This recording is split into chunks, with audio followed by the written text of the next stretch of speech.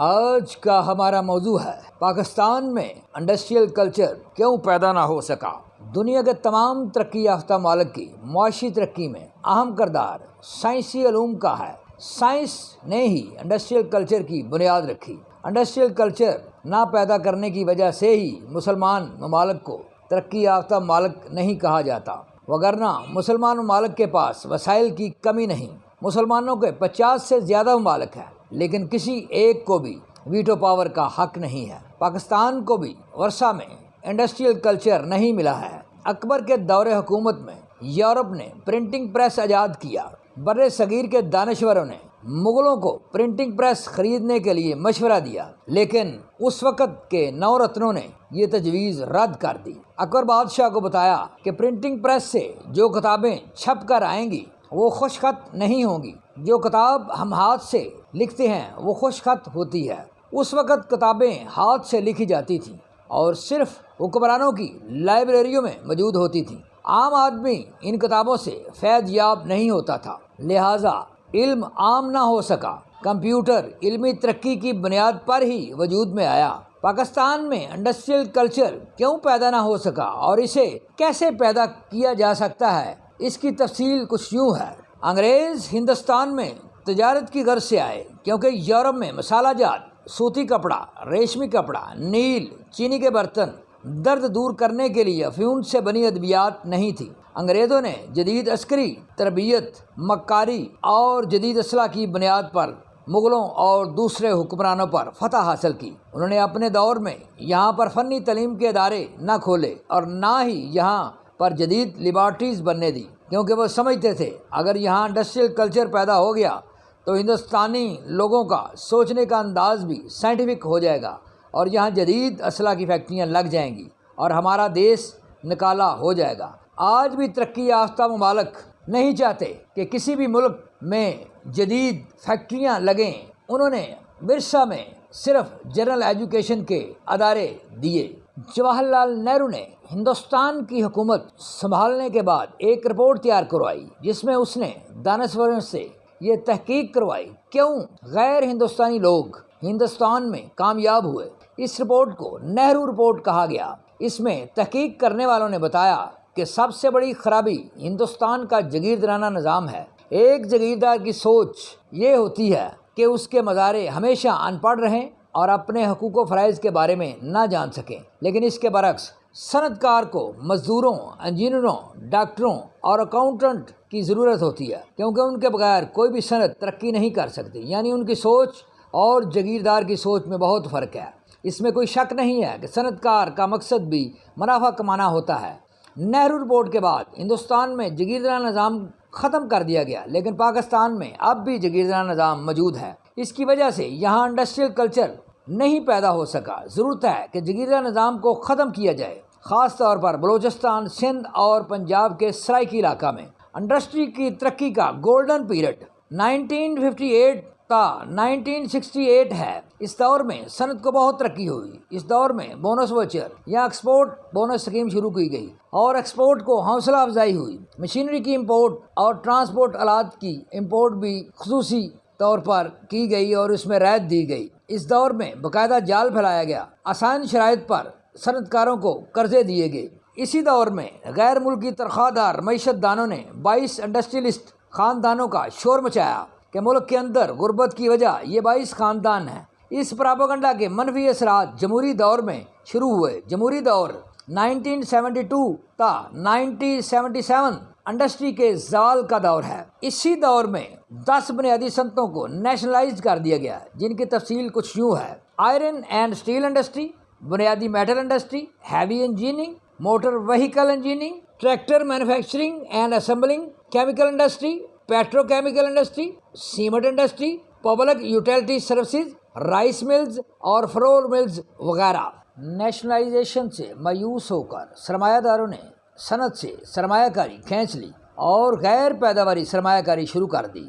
131% روپے کی D valuation نے بھی صنعت پر منفی اثرات مرتب کیے۔ بے شک اس دور میں مصنوعی ترقی بھی ہوئی، پاسپورٹ فری کر دیا گیا، جس کی وجہ سے لیبر غیر ممالک میں گئی اور کافی زر معاملہ ملک کے اندر آیا۔ صنعت کاروں کے علاوہ عام آدمی بھی خوشحال ہوا، تعلیمی اصلاحات ہوئیں، اسٹوڈنٹ کو ٹرانسپورٹ کی رعایت دی گئی، لیبر قوانین کا نفاذ ہوا، خوشحالی عام آدمی تک پہنچی کیونکہ انفرادی ترقی اس دور میں ہوئی، قومی پیداوار میں اضافہ نہ ہوا۔ بے شک انڈسٹریل کلچر پیدا کرنے کے لیے ضروری ہے کہ ایسی اشیاء کی امپورٹ پر پابندی عائد کر دی جائے جو کہ ملک کے اندر تیار ہوتی ہیں، اور ایسی اشیاء پر بھی پابندی عائد کر دی جائے جو عیاشی کے زمرے میں آتی ہیں۔ علاوہ ازیں مقامی صنعت کو ٹیکس میں رعایت دی جائے۔ برین جنریٹ ریسورسز، انسانی دماغ وسائل پیدا کرتا ہے۔ حضرت آدم علیہ السلام بغیر لباس کے دنیا میں تشریف لائے۔ دنیا میں تمام ایجادات انسانی دماغ ہی کی بنیاد پر ہوئی ہیں۔ امریکہ کی کمپیوٹر صنعت کی آمدنی پاکستان کے سالانہ بجٹ سے زیادہ ہے۔ پاکستان میں فنی ادارے نہ ہونے کے برابر ہیں۔ غیر ممالک میں جو صنعتی اشیاء بنتی ہیں، پاکستان میں مستری اس کی نقل اتارنے کی کوشش کرتے ہیں، کبھی کامیاب ہو جاتے ہیں اور کبھی ناکام۔ فنی ادارے انفراسٹرکچر پیدا کرتے ہیں۔ اگر ہر ڈویژن میں وہاں کی پیداوار اور صنعت کے مطابق وہاں فنی ادارے بنائے جائیں تو وہاں کی انڈسٹری لازمی ترقی کرتی ہے۔ ضرورت ہے کہ جنرل ایجوکیشن کے ساتھ ساتھ فنی تعلیم کو فروغ دیا جائے اور ہر ڈویژن میں لیبارٹری قائم کی جائے۔ ملٹی نیشنل کمپنیوں نے خالص پاکستانی انڈسٹری کو ترقی نہیں کرنے دی۔ ابھی تک پاکستانی صنعت کار مشروبات، سگریٹ، کیڑے مار ادویات، آئل، اسلحہ سازی، کاسمیٹک، میٹل اور کیمیکل میں نام نہیں پیدا کر سکے کیونکہ بڑی مچھلی چھوٹی مچھلی کو کھا جاتی ہے۔ یہ بڑی کمپنیاں جس ملک میں بھی جاتی ہیں وہاں کے وسائل سے سرمایہ کی طاقت پر بھرپور فائدہ اٹھاتی ہیں اور منافع سے کسی دوسرے ملک میں انڈسٹری لگاتی ہیں۔ پاکستانی صرف تنخواہ پر خوش ہو جاتے ہیں۔ انہوں نے پاکستان میں رہ کر پاکستانی سرمایہ دار کی چھوٹی انڈسٹری کو مقابلہ پر وسائل کی طاقت پر آنے نہیں دیا۔ ضرورت ہے کہ پاکستان میں انڈسٹریل کلچر پیدا کرنے کے لیے اسمال اینڈ کاٹیج انڈسٹری کو فروغ دیا جائے۔ اسمال اینڈ کاٹیج انڈسٹری کے یوٹیلٹی بلز اور سیل کی لمٹ بڑھائی جائے تاکہ یہ سیل ٹیکس ایگزمپشن حاصل کر سکیں اور بڑی پاکستانی کمپنیوں کو بھی ٹیکس میں سہولت دی جائے۔ پاکستان جب وجود میں آیا تو اس وقت اس کی 83% آبادی دیہی اور 17% آبادی شہری تھی۔ جاگیرداری پاکستان کے ہر شعبے میں تھے۔ اس وجہ سے پاکستان کو ایک زرعی ملک قرار دے دیا گیا، حالانکہ پاکستان آج تک اپنی زرعی زمین سے فائدہ نہیں اٹھا سکا اور نہ ہی اب تک زرعی انڈسٹریل کلچر پیدا کر سکا۔ ٹریکٹر، کیڑے مار ادویات، بیج اور زرعی آلات وغیرہ پاکستان کو غیر ممالک سے خریدنے پڑتے ہیں، جس کی وجہ سے زرعی پیداوار مہنگی ہو جاتی ہیں۔ ضرورت ہے کہ زرعی انجینئرنگ کو فروغ دیا جائے، ملک کے اندر زرعی ادویات، آلات اور بیج تیار کیا جائے۔ فالتو زرعی پیداوار کو ایکسپورٹ کرنے والے کو فریٹ میں انڈیا کی طرح رعایت دیں، اس طرح زرعی پیداوار میں اضافہ ہوگا، زرعی انڈسٹری کو فروغ ہوگا۔ جس طرح کہ نیسلے کمپنی پاکستانی پیداوار سے فائدہ اٹھا رہی ہے، منرل واٹر بنا کر، جوس بنا کر اور بچوں کی میڈیکیٹڈ خوراک بنا کر، ایسے ہی خالص پاکستانی زرعی انڈسٹری بنانے کی ضرورت ہے۔ امپورٹ اور ایکسپورٹ پالیسی کی وجہ سے بھی پاکستان میں انڈسٹریل کلچر کو نقصان پہنچا ہے۔ پاکستان کا توازن ادائیگی اب بھی بہتر نہیں ہے، یعنی ویلیو کے لحاظ سے ہماری امپورٹ ایکسپورٹ کی نسبت زیادہ ہے، اندرون ملک ٹیکس زیادہ ہے نسبتاً امپورٹ ٹیکس۔ سمگلنگ مزید حوصلہ شکنی کرتی ہے۔ پاکستانی صنعت کی ضرورت ہے کہ پاکستانی انڈسٹری کو زیادہ سے زیادہ سہولتیں دی جائیں، سمگلنگ کا خاتمہ کیا جائے اور پاکستانی مصنوعات کی فری تشہیر کی جائے، تب ہی پاکستانی انڈسٹریل کلچر کا فروغ ممکن ہے۔ ٹیکس کے پیچیدہ نظام کی وجہ سے سرمایہ دار اپنا سرمایہ کو غیر پیداواری کاروبار میں لگا رہے ہیں، کیونکہ غیر پیداواری کاروبار میں منافع زیادہ ہے اور اس میں سرمایہ زیادہ محفوظ حالت میں ہے۔ غیر پیداواری کاروبار جو بہت عروج پر ہیں، ان میں فارن کرنسی بزنس، زمین کا کاروبار اور گولڈ بزنس ہیں۔ گولڈ بزنس اور فارن کرنسی بزنس یہ دونوں امپورٹڈ آئٹم ہیں۔ اس طرح اسٹاک ایکسچینج کا بزنس بھی ملک کی ترقی میں مثبت کردار ادا نہیں کر رہا ہے۔ ضرورت ہے کہ فارن کرنسی بزنس اور گولڈ بزنس ختم کیے جائیں، کیونکہ دنیا کے کسی بھی ترقی یافتہ ملک میں یہ غیر پیداواری بزنس نہیں ہیں۔ انڈسٹریلسٹ کو زیادہ سے زیادہ سہولتیں فراہم کی جائیں اور اسے پابند کیا جائے کہ وہ اپنا منافع ایک حد سے نہ بڑھائے۔ یوٹیلیٹی سروسز جیسے کہ آئل، بجلی، گیس، پانی، ٹیلی فون پاکستان میں دوسرے مالک کی نسبت بہت زیادہ مہنگے ہیں۔ ان میں زیادہ تر یوٹیلیٹی سروسز پر بیرونی کمپنیوں کا کنٹرول ہے اور ان کے ریٹ ہر سال بڑھاتے رہتے ہیں۔ اس طرح انڈسٹریل گوڈز مہنگی ہو جاتی ہیں نسبتاً غیر ملکی اشیاء کے۔ ضرورت ہے کہ ان کی قیمتوں کو کنٹرول کیا جائے اور قیمتیں کم از کم کی جائیں اور اس انڈسٹری کو پاکستانی انڈسٹری میں تبدیل کیا جائے تاکہ انڈسٹریل اخراجات کم از کم ہو جائیں۔ سولر انرجی کو پروموٹ کیا جائے کیونکہ پاکستان ان چند ممالک میں ہے جہاں سن لائٹ 10 تا 14 گھنٹے رہتی ہے۔ ساتھ ساتھ غیر مساوی تقسیم دولت کا خاتمہ کیا جائے تاکہ ملک کے اندر حسد اور نفرت کی فضا پیدا نہ ہو۔ بینک لوگوں سے فالتو امانتیں وصول کرتا ہے اور ضرورت مندوں کو امانتیں سود لے کر قرض پر دیتا ہے۔ پاکستان کو بنے 75 ایئرز ہو گئے، ابھی تک پاکستانی بینکوں پر لوگوں کا اعتبار نہیں ہے جو کہ غیر ملکی بینکوں پر ہے۔ کبھی فنانس کارپوریشن کمپنیاں اکاؤنٹ ہولڈروں کے ساتھ فراڈ کر جاتی ہیں اور کبھی حکومت کی پالیسی ایسی سامنے آتی ہے جس سے پاکستانی بینکوں کی ساکھ کو نقصان پہنچتا ہے۔ کبھی راتوں رات زکوٰۃ کاٹنے کا اعلان ہو جاتا ہے اور کبھی فارن کرنسی منجمد ہو جاتی ہے اور کبھی کسی شخص کو کرپٹ قرار دے کر اس کے اکاؤنٹس اور لاکرز سیل کر دیے جاتے ہیں۔ ان سب پالیسیوں کا نقصان پاکستانی بینکوں کو ہوتا ہے۔ ہر سرمایہ دار کی کوشش ہوتی ہے کہ اس کا سرمایہ بیرونی ملکوں کے بینکوں میں رہے، وہاں کوئی قانون لاگو نہیں ہوتا ہے، وہاں سرمایہ دار سمجھتے ہیں کہ وہاں ان کا سرمایہ زیادہ محفوظ حالت میں ہے۔ یہی سرمایہ IMF پاکستان کو قرضہ کی صورت میں دیتا ہے اور کڑی شرائط نافذ کر دیتا ہے جس سے ملک کی معیشت جام ہو جاتی ہے۔ یہ سب غیر ملکی بینک ان ممالک کے ہیں جو انسانی حقوق کے چیمپئن ہیں اور یہ ممالک ہی IMF کے انچارج ہیں۔ اگر بینک سرمایہ دار کو سرمایہ کا تحفظ دے تو کوئی ایسی بات نہیں ہے کہ پاکستانی معیشت ترقی کرے اور انڈسٹریل کلچر پیدا نہ ہو۔ پاکستان کے اکثر پالیسی میکر PhD نہیں ہیں، مثلاً سائنس اینڈ ٹیکنالوجی کا سیاستدان وزیر پیٹرول اور سائنس کے بارے میں نہیں جانتا۔ اسی طرح CSP سیکٹری بھی اس فیلڈ کا ماہر نہیں ہوتا، نتیجتاً پالیسی اچھی نہیں بنتی۔ امریکہ اور ملیشیا نے اگر ترقی کی ہے تو وہاں ہر شعبہ میں اس فیلڈ کا پالیسی میکر شعبہ کا PhD ہے، وہاں CSP کلچر اور ان پڑھ سیاستدان کلچر نہیں ہے۔ ضرورت ہے کہ تھنک ٹینک کا قیام عمل میں لایا جائے جو ملکی مسائل پر سوچیں اور ان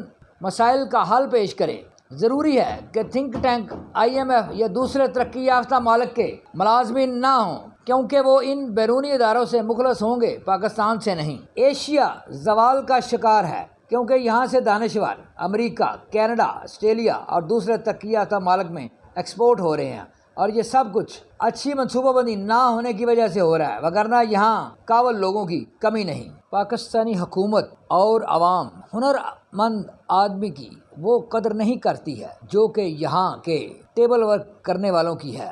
ذات پات کا نظام بھی سوشل سیٹ اپ کو ڈسٹرب کر رہا ہے۔ ضرورت ہے کہ اب یہاں ایسا کلچر پیدا کیا جائے جس میں اچھے دماغ رکھنے والوں کی قدر کی جائے، اسے لون دیا جائے تاکہ وہ اپنی صنعت پاکستان میں لگا سکے۔ کریڈٹ کلچر بھی صنعتی ترقی میں بہت بڑی رکاوٹ ہے۔ اگر کوئی محب وطن اور ذہین آدمی پاکستان میں صنعت لگاتا ہے تو اسے دکاندار، ڈسٹریبیوٹر ادھار پر اس کی اشیاء لے کر رقم واپس نہیں کرتے۔ ادھار لے کر رقم واپس نہ کرنے کے پاکستان میں بہت سارے واقعات ہیں۔ بہت سے صنعت کار اس وجہ سے تباہ ہو گئے کہ پاکستان میں کریڈٹ کو قانونی تحفظ دینے کی ضرورت ہے۔ جو بھی دکاندار، ڈسٹریبیوٹر صنعت کار سے فراڈ کرے اسے کڑی سے کڑی سزا دی جائے جیسا کہ ترقی یافتہ ممالک میں ہوتا ہے۔ چائنا کی ترقی کا ایک اہم راز مشین میکنگ انڈسٹری ہے۔ یورپ اور امریکہ نے جو بھی شے ایجاد کی، چائنا نے اپنے ٹیکنیکل ونگ کے ذریعے اس مشین کا ماڈل حاصل کر لیا۔